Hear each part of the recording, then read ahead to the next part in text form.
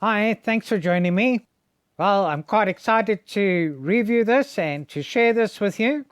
This is the new FXT VIPER version 2, 5.8 GHz diversity HD FPV goggles with DVR and a built-in refractor. So this version 2 has just been released. Comes in this box.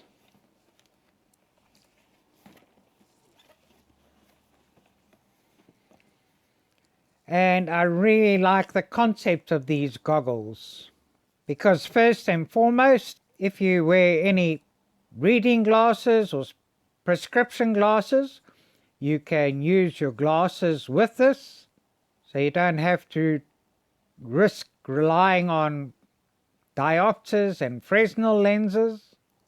And with this concept, you can fly it immersive or even simultaneously line of sight. And if this works well, it really offers very good value for money at low risk. And in the box we get this case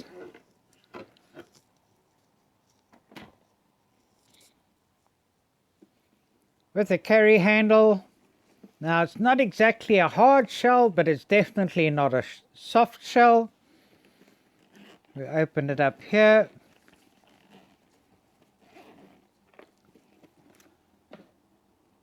And inside we get an instruction manual, get a lens cleaning cloth,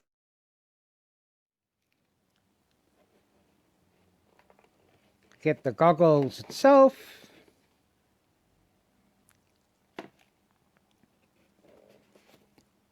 we get this 5-inch LCD screen that is 85% non-reflective.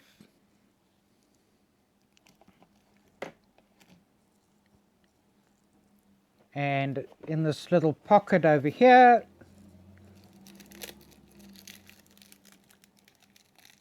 we get 2 linear or monopole antennas.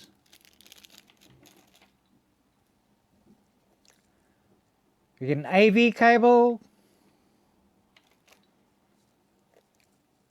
get a battery connector with an XT60 adapter, and this is the battery connection cable, which I'll show you how it works shortly. And this rubber here is very hard, so it will offer good protection, so a very impressive box.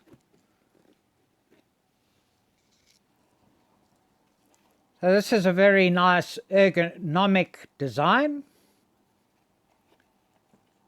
Feels very light. You've got a very good head strap. It's nice to have the one that comes over the head too. They are much more comfortable. A nice pad at the back where this should rest near the bottom of your head. And this strap is adjustable.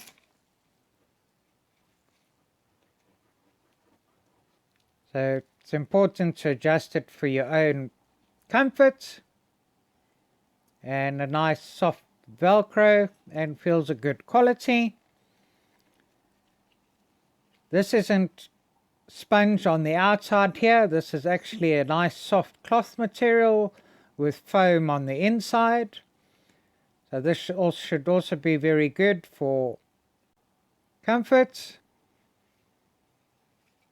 And then if we have a look underneath here, this actually can come off, this refractor. I'm pulling it back and up. So it's just got these 2 little slots that slot in here and pull down in. And basically the monitor fits on the front here.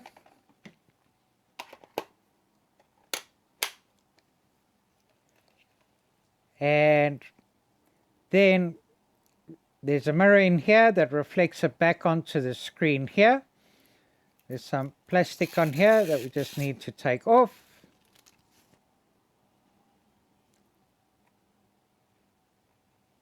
And so you can put it on like this, and the beauty is you can also be able to have quite a bit of line of sight and also be able to look down at the radio controller if you need to.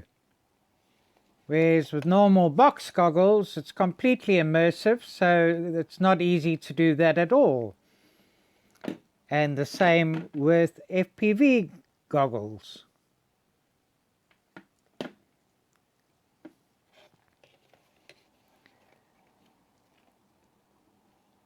So this is no problem wearing glasses, but even with this on, let me just put this back on, there's no problem with your prescription glasses too.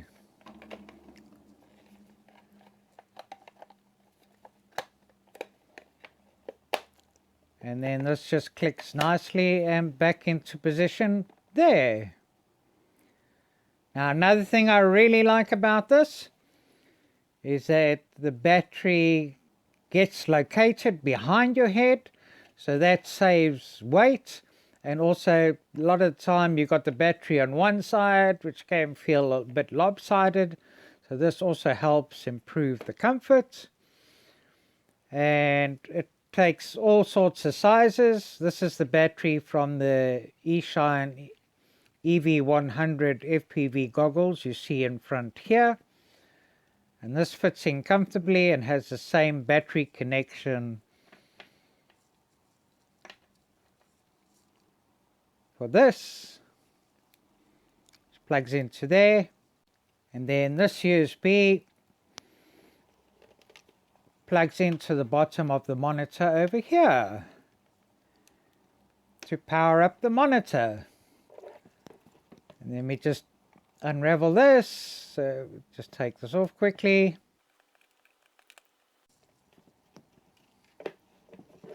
And then there's little clips underneath here that we could just clip the lead and the wire into, so that it stays out of the way and doesn't distract you.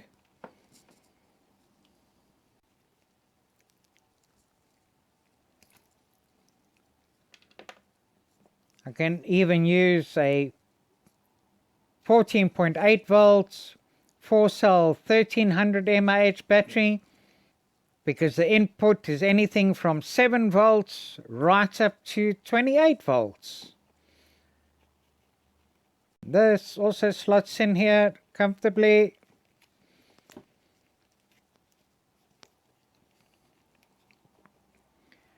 And then we also get this XT60 adapter.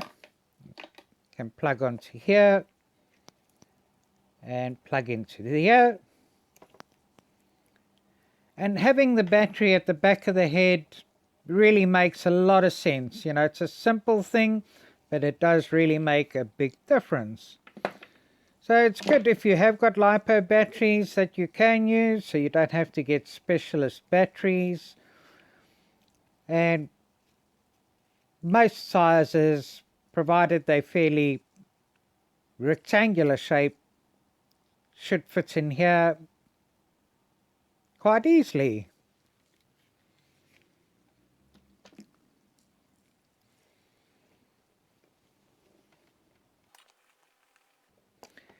So the CEO of Fat Shark dubs these as panel goggles, which makes sense, and I agree. So this is your normal FPV goggle, completely immersive, but you get a much better resolution and a much better field of view using a HD monitor like this. And with the normal box goggles, normally they're quite heavy and they protrude far forwards because you have to have Fresnel lenses in between, and you can't wear prescription glasses with these, because it simply just doesn't fit and you get the frames in the way on the outside.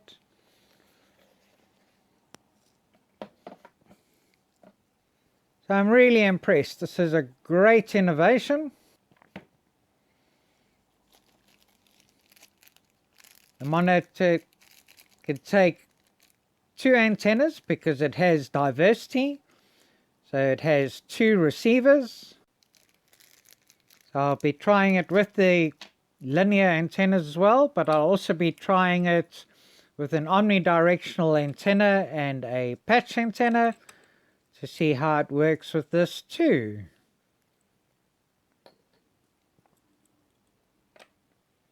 I'm not going to go into the specs too much. So here's a picture of the specs, so you can just pause if you'd like to have a closer look.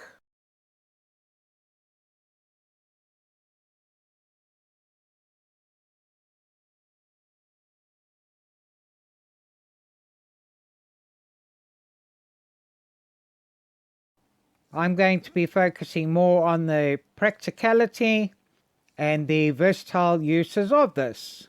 Now, Andy RC did a great review of the version 1 of this about 2 months ago, and during his review he mentioned some flaws and some opportunities, and I'm pleased to say that the supplier seems to have taken notice, and this is why the version 2 has been released. So compared to the version 1, first of all, the DVR records 10-minute clips instead of 3-minute clips. The version 1 only had an aspect ratio of 16:9. Now this one has 4:3 added, and it's switchable between 4:3 and 16:9, which is great.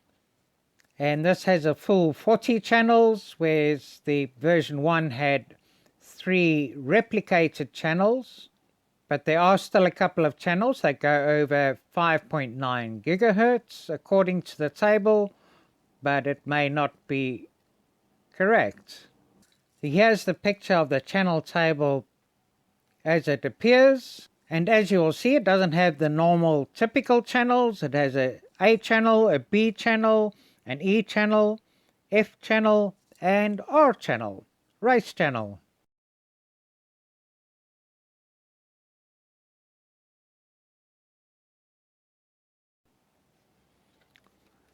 This manual is very good, easy on the eye, good illustrations, good information, and gives you the basics needed to know to operate it and how to navigate through the menu. Nice to see a colorful manual too.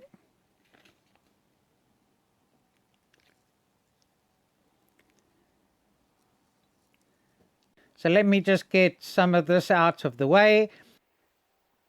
So when fitting this with reading glasses or prescription glasses on, this cover here is a very nice, soft, almost silicone-like type rubber, and a little bit of light does come in on the sides here, even though my glasses don't have a very big frame. But once you turn the monitor on, it seems to disappear because all your focus is forward.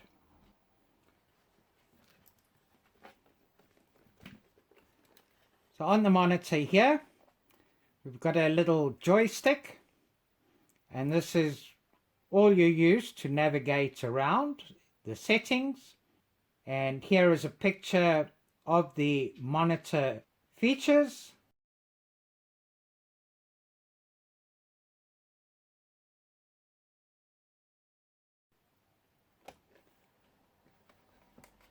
So I've already put an SD card in, but I'm going to remove the monitor now so that we can have a closer look at it.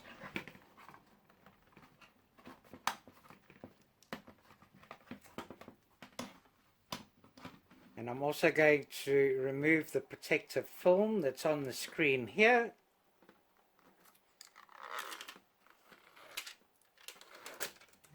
So now we can see not much glare or refraction. And with goggles, it's not easy to show on a camera what the immersive experience is like. So it is better just to show you with this here. So to turn it on, we just press down on the toggle button at the back here.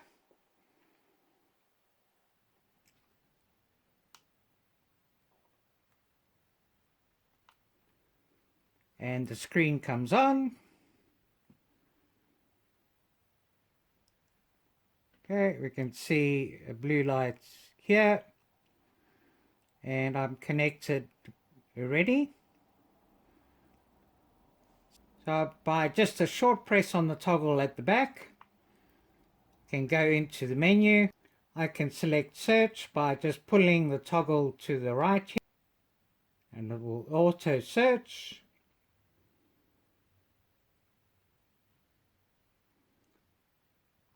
And it's picked this up on F1 5.7 gigahertz. So it gives you the channel and the frequency, the time it's connected. So another quick press, and we're back in the menu.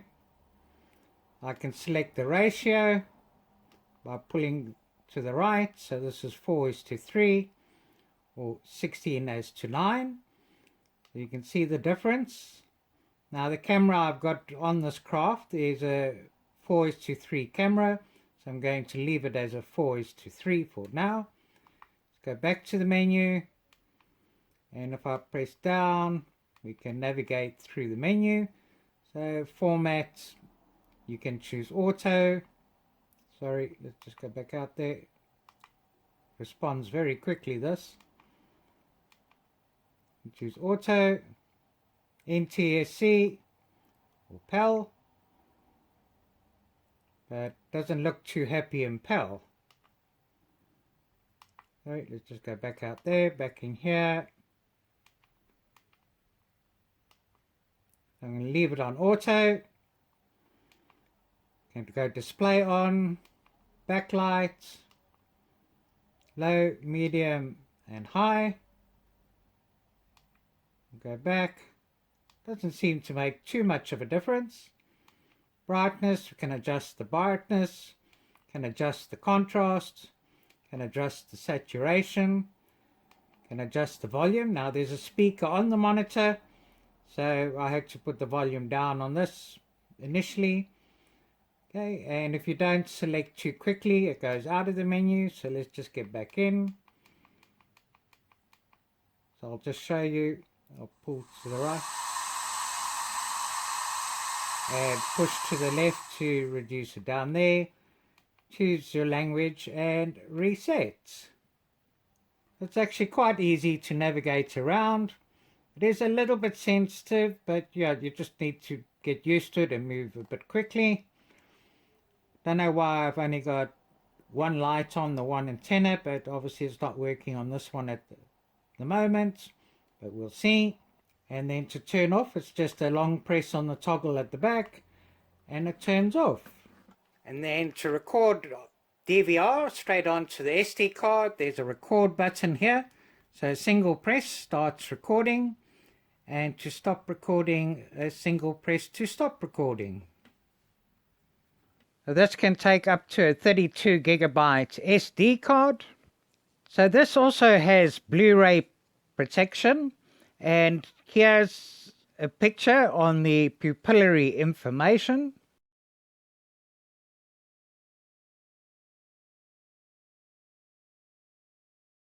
So now I'm going to go and test it. I'm going to first do a flight.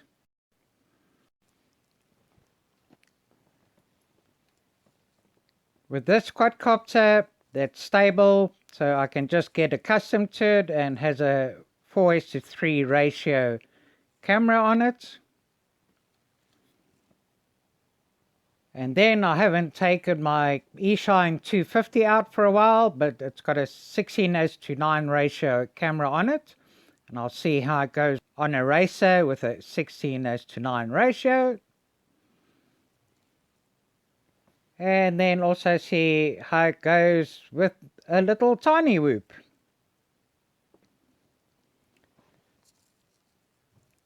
So I don't manage to get to fly FPV much because I don't usually have a spotter, but now this could change the game because I can have line of sight and still fly FPV.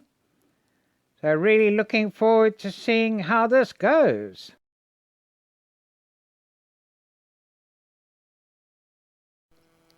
Okay, all ready to go. Going to try it without it, or the bottom section with my glasses on.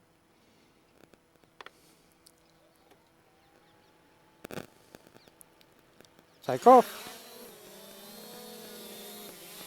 Okay, so there is a blind spot with this, if you can see here. Okay, so there is a bit of a blind spot, but just with the tilt of the head, I can turn and I can see what's going on.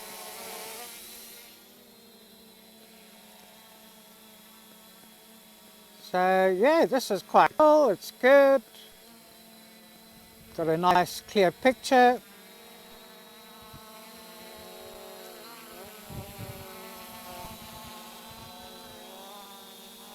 You can look at it line of sight, also see the view. Now you can see from the side, get a better idea of what it looks like. So, you know, looking away, the picture really looks good, the colors look nice. Let's take it up and have a look. So, I've got line of sight, now no line of sight.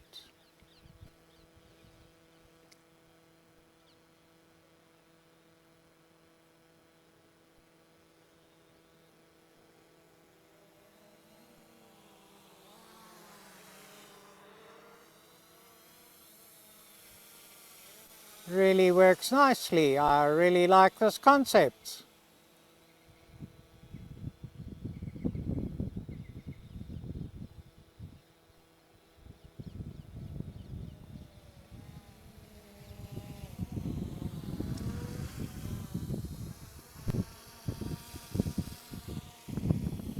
And I want to see where it is. I'll just have a glance up.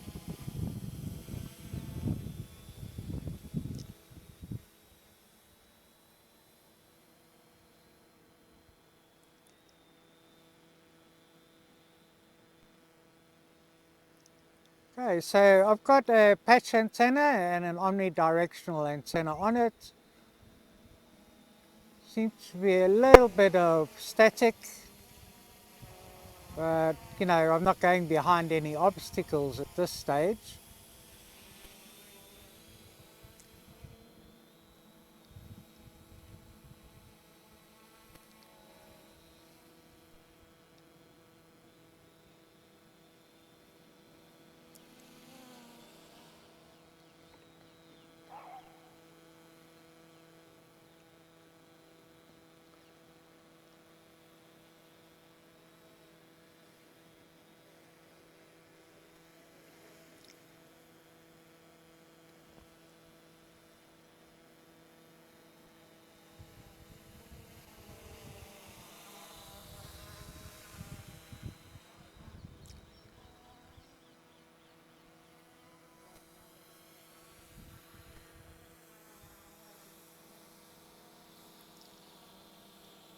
I'm really impressed. You know, it is nice having this line of sight too. And especially when I've got people around, I could keep an eye out and see what's going on as well.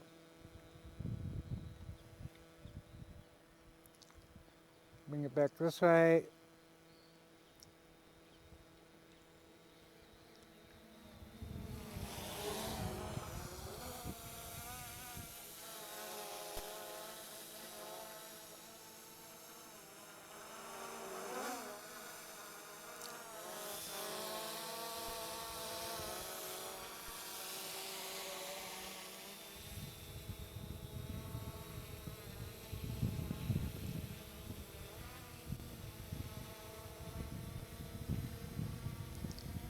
Okay, so this is directly in front of me, sort of blind spot.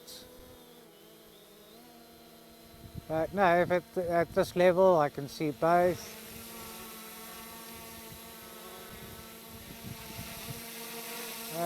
Yeah, you can get a better idea of the antennas that I've got on.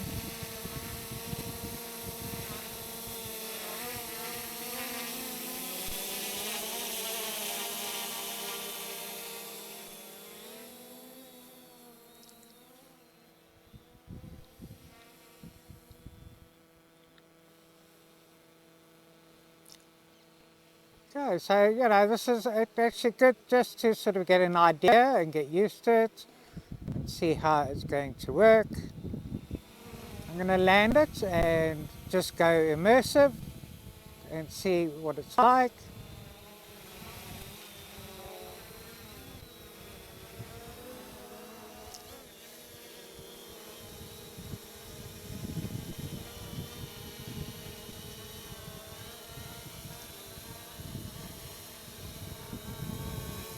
You know, and it's nice to be able to look down at the remote controller as well if need be.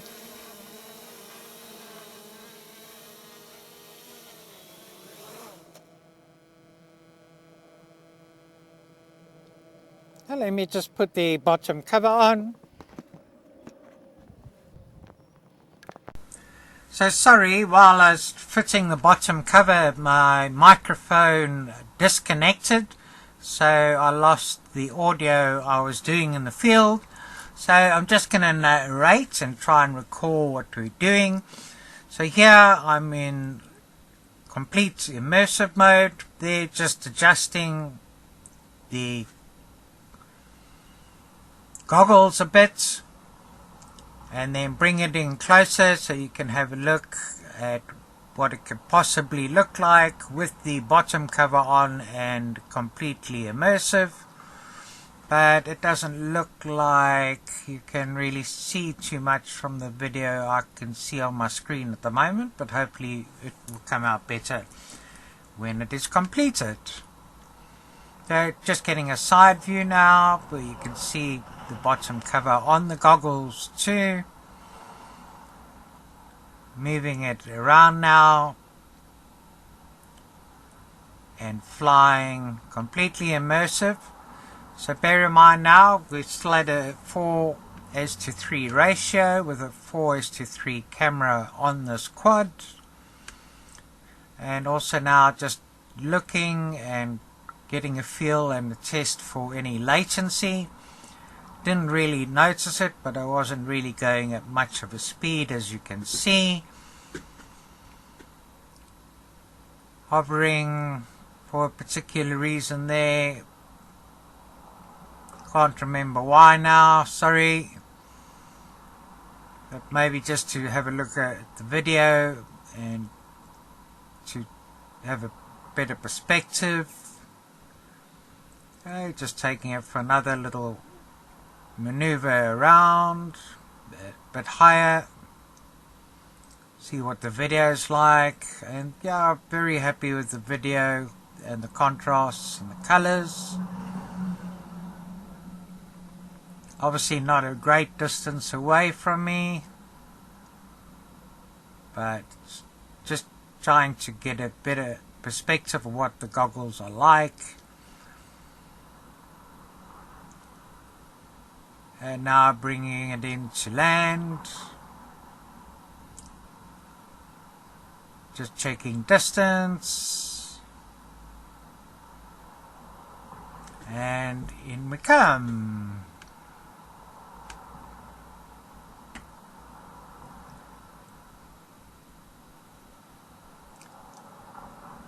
And landed.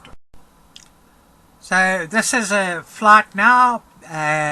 Changing to a 16:9 aspect ratio on the FPV DVR, and the camera on this racer has a 16:9 aspect ratio camera too. So we want to have a look and see what it's like in the 16:9 aspect ratio, the colors, the contrasts, so, and obviously moving a lot quicker. So I didn't swap out any antennas. I'm still using a Pico patch and an omnidirectional antenna on the goggles, and they seem to be fine and working well. At this stage I also decided it was a little bit too windy, so I'm not going to follow on with a flight with the tiny whoop. It was a little bit too windy for conditions for the tiny whoop. And again here I'm flying without the bottom cover, so I've got a bit of line of sight, and I'm also flying FPV, but mainly FPV now, keeping an eye on my surroundings though too. And I'm also flying with a controller that I'm not that accustomed to, so it's actually quite good to be able to have a peek down at the radio controller too. Now, overall I'm really impressed with these goggles, and the freedom it's going to allow me to be able to fly FPV without breaking any regulations about flying no line of sight. So I'll certainly be using this a lot more and doing this a lot more now. It's just going to take a little bit of time to get used to the concept, but so far so good.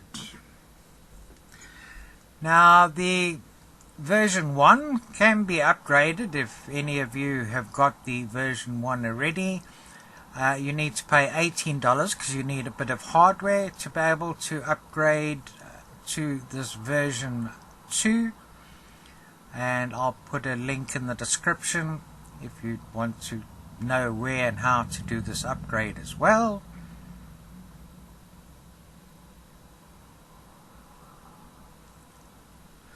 The only problem I really experienced with this is having a little bit of light come in. I think that because of the shape of my face, different faces, just a little bit at the bottom, but it really didn't affect performance at all because you're really facing forward, and even a little bit useful having that tiny little gap if you want to just have a look at something below that. But the immersive experience is really good, better than flying with normal FPV goggles, and even better than box goggles, to be honest, because you've just got a better headset on, and you've got the versatility to be able to fly completely immersive or immersive and with line of sight. So yeah, so far very good, very little latency. The video hasn't come out too bad. Just a little bit concerned why I'm getting a couple of little breakups and some static. I have to make sure my antennas are fastened properly, and I'll probably try with the linear antennas too at some stage just to see how that goes.